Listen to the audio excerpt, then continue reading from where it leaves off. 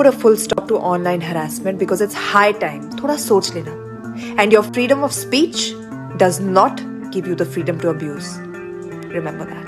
सोनाक्षी सिन्हा और मुकेश खन्ना के बीच में महाभारत चल रहा है। जी हाँ, सोशल मीडिया पर दोनों की जमकर लड़ाई चल रही है, ठन गई है। दरअसल मुकेश खन्ना ने सोनाक्षी सिन्हा को उनके नॉलेज को लेकर के बात कर दी, उनकी परवरिश पर। ऐसे में सोनाक्षी सिन्हा भी बुरी तरह से भड़क गई। जी हाँ, उन्होंने मुकेश खन्ना पर अपनी भड़ास निकाली। उन्होंने एक पोस्ट के जरिए मुकेश खन्ना को खूब खरी खोटी सुनाई और कहा कि इस तरह से किसी को भी कुछ भी कह देना आसान है।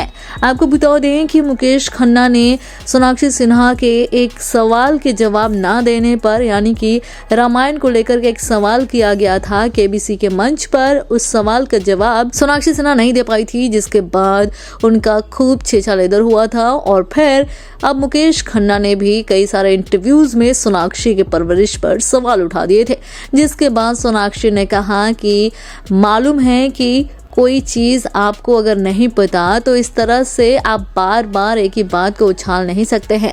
हो सकता है कि मुझे तब इस बात का जवाब ना पता रहा हो, लेकिन इसका मतलब ये नहीं है कि आप हमेशा ही इस बारे में बात करके और लाइमलाइट लेते रहेंगे। ये मेरे पापा के संस्कार ही हैं कि मैं आपसे तमीज़ से बात कर रही हूँ।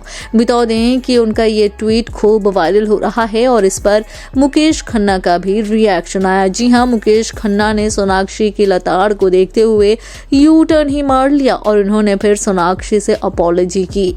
आपको बता दें कि ये पूरा मामला साल 2019 का है। जी हाँ, 2019 में सोनाक्षी सिन्हा केबीसी के मंच पर पहुंची थी, जहां पर उनसे पूछा गया था कि हनुमान किसके लिए संजीवनी बूटी लेकर आए थे।